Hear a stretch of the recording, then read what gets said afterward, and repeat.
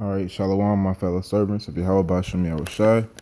All right, it's the brother Shamaria of the Gary, Indiana camp, coming at you through the strength and the power of Yahweh Bashem Yahushai, giving all praises, glory, and honor. All right, to Yahweh Bashem Yahushai Bashem or Kakwadash. All right, before I start, I want to give double honor to my apostles and my elders at Great Millstone, who rule with diligence and honor, all right, who are worthy to be accounted double honors for teaching me this truth. All right. And also want to give peace and salutations to all you Akim preaching and laboring in this truth for the love of the gospel with sincerity in your hearts, man, through the four corners of the earth. All right. I just want to just talk in the spirit, man. I don't got nothing really lined up. Really don't have anything lined up, man. I just want to speak on this one verse, and then whatever flows after that, whatever flows. But this is the book of Proverbs, all right, chapter 24. I start at 10. Proverbs 24 and 10. If thou faint in the day of adversity, thine strength is small. All right? And it is, man. Why? Because if you read the scriptures, man, if you're diligent in reading the scriptures, all right, then you'll see different accounts of the Lord, how the Lord delivered his own. The Lord never forsakes his own. All right. It says what? It says, if thou faint in the day of adversity, thine strength is small. All right. We all know that ultimate day of adversity is the day of Jacob's trouble. Behold, none is like it. It is even the time of Jacob's trouble, man. All right. Jeremiah 30. And that's the end all be all day of adversity. After that day of adversity, there's never going to be any more adversity for an Israelite. All right, ever again.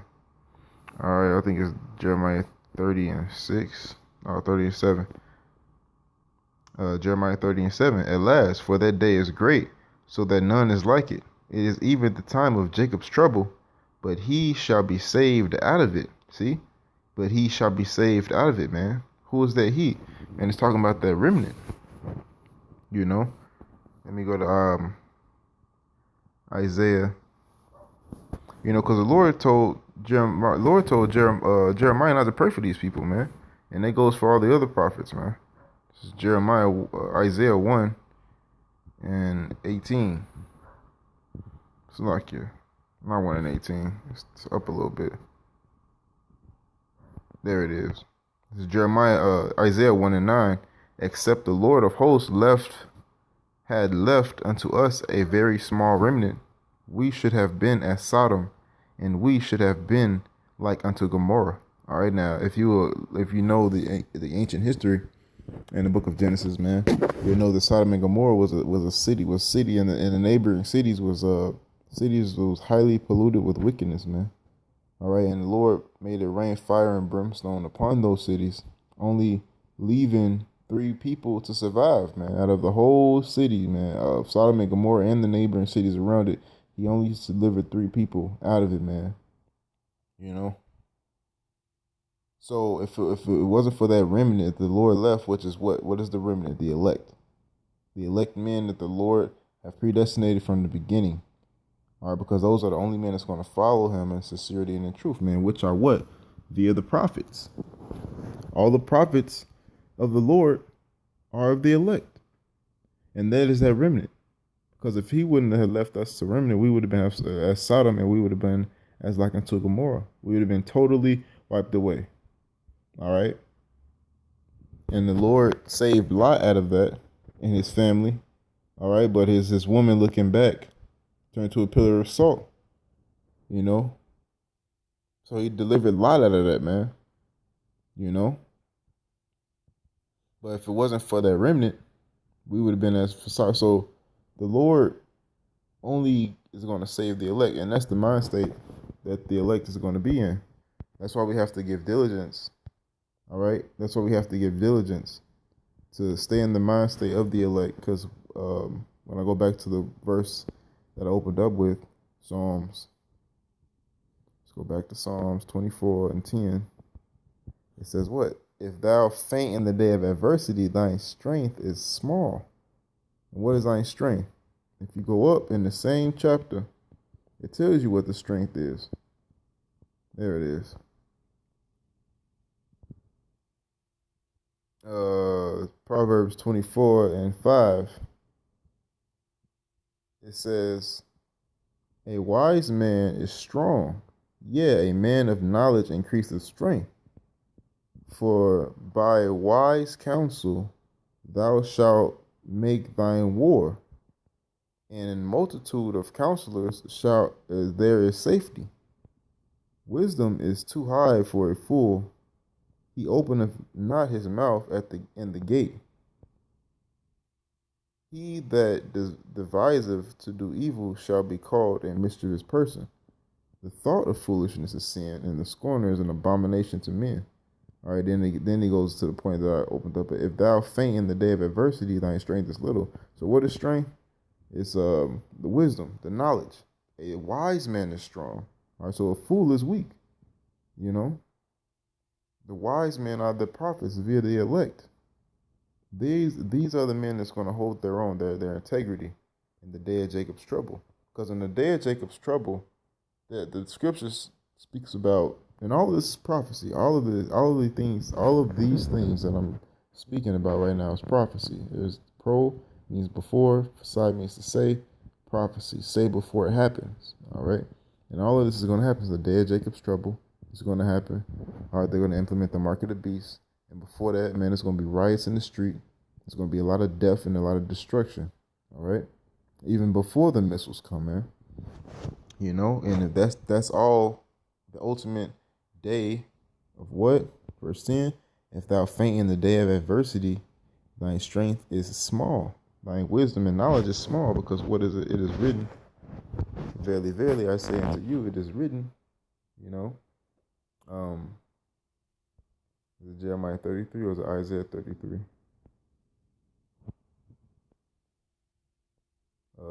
Says wisdom and knowledge. Isaiah 33:6. All right, it's Isaiah 33:6. And wisdom and knowledge shall be, the stability of thine times, and strength of salvation. The fear of the Lord is his treasure. All right, so the Lord said wisdom and knowledge. Wisdom and knowledge of what? Yahweh Ba'ashem Yahushua, the law of life. The Lord is going to protect you because you held his word. All right, basically, the Lord is going to hold you because you fought for him. In the book of Psalms, it says, "Who will rise up for me against the evildoers? Who will stand for me against the workers of iniquity?" And because you stand, all right, when you read the book of Wisdom of Solomon 5:1, it says what? In that day the righteous man shall stand in great boldness in the face if such had afflicted him. And because you did that, the Lord is going to fight for you. In the Apocrypha, what does it say? It says, strive for the Lord until death, and the Lord shall fight for thee.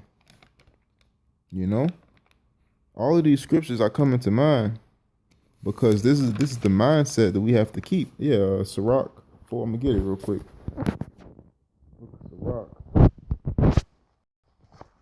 4:28, better known as Ecclesiastes. Sirach 4:28. It says, "Strive for the truth unto death, and the Lord shall fight for thee."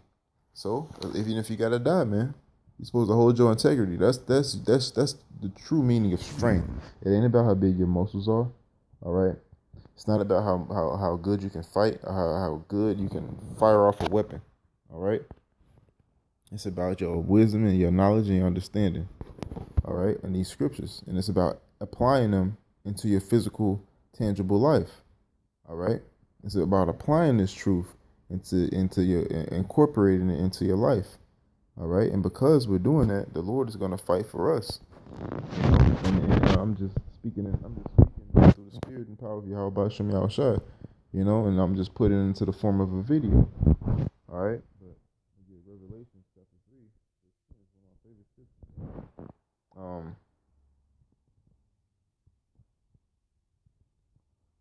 I'm gonna start up.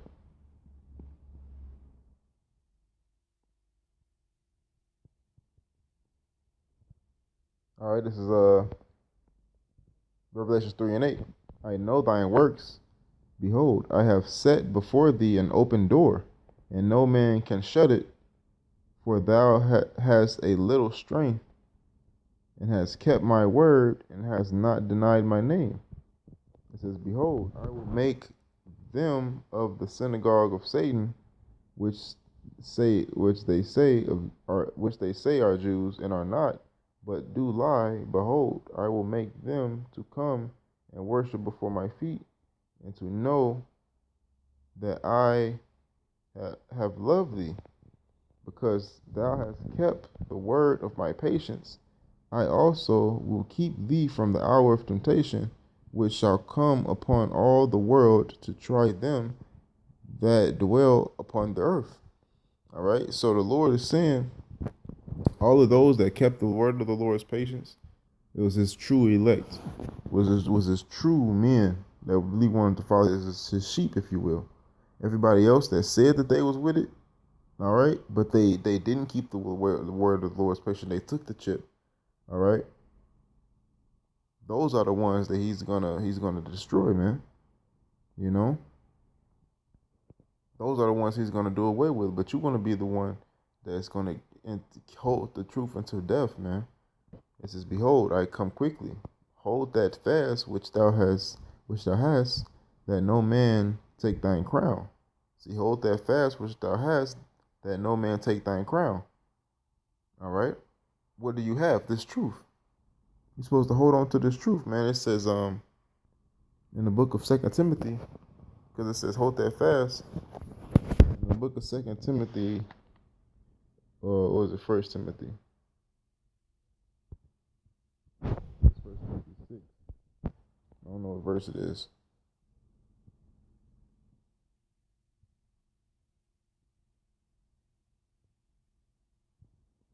It says, yeah, there it is.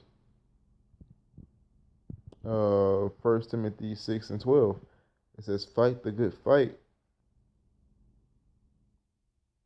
Fight the good fight of faith. Lay hold on eternal life. That's what you have, man. You have eternal life, all right? What? Through the spirit of Yahweh Hashem Yahushua, which is what? What is the spirit of Yahweh Hashem Yahushua? It's these words that he spoke unto us, man, through this book. Through these words, man. These words of his spirit. They put it in the form of a book. You know, the Lord said, I come in the volume of the book. It is written of me. You know? It says fight the good fight of faith, because it is a fight, man. You have to fight in this truth, man. Everything comes against you. All right, everything comes against you. Everything your own self comes against you. All right, but only the strong man. What is a strong man? I just brought it out in the book of Proverbs, the 24th chapter. It's a wise man is strong. He that increaseth knowledge increaseth strength.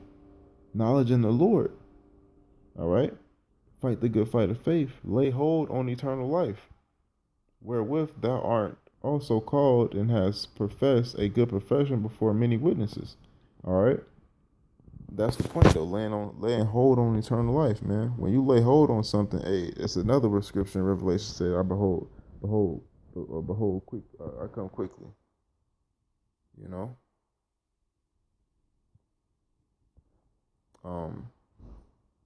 With that, I think that's it, man. I think I'm gonna get the Revelations real quick. Then that's gonna be it. I don't know exactly where it's at, but I know it says, behold,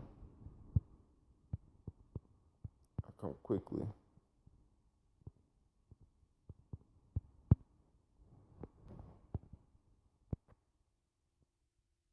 And it's the crown.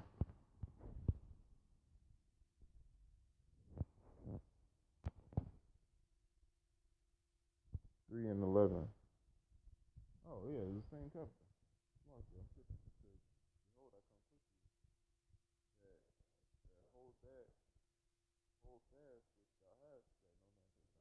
You laying hold on eternal life is you laying hold on your crown, fighting for it, man.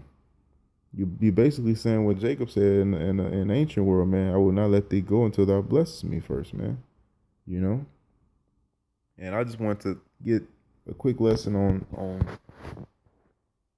that particular verse that I pulled up, man, in the book of Proverbs. Read it again before I close up. It's Proverbs 24, and this is the whole focal point of this lesson, 24 and 10. So for Proverbs 24 and 10, if thou faint in the day of adversity, thy strength is small. So while you have the time right now, man, I would highly recommend, and this goes for myself, man. I'm speaking to myself as I make this video. All right, I would highly recommend this um, Sirach 5 and 7, and then I'm gonna close up with this. Sirach 5 verse 7: Make no tarrying to turn to the Lord, and put not off from day to day. See, while you have the time, I will be increasing wisdom, knowledge, and understanding right now, so you can hold on to it in the latter times to come. All right. That's why it says, make no tarrying, make no waiting to turn to the Lord. How do you turn to the Lord? By giving your life into Him, being born again. Um, um, Throw away your old habits, man, and start practicing the new habits, man, which is the law. Start practicing the way the Lord wants you to live. That's how you turn to the Lord. It says, put not off from day to day. Don't keep saying, I'm gonna do it tomorrow. I'm gonna do it tomorrow, or maybe next year. Let me finish living my life first. All right. It says, for suddenly shall the wrath of the Lord come forth, and in thy insecurity thou shalt be destroyed and perish in the day of vengeance. All right. And that's all I wanted to start. That was all the message was, man. All right. But until next time, we're going to give all praises, glory, and honor to Yahweh Hashem, Yahweh Shai, Ba'ashem, Rakakodash. All right. Salutations to Joachim out there doing this work, man, laboring for this truth, for Yahweh Hashem, Yahweh Shai, and for salvation. And double honor to my apostles and my elders for teaching me this truth again. You can never say that enough. Till next time, man. Shalom.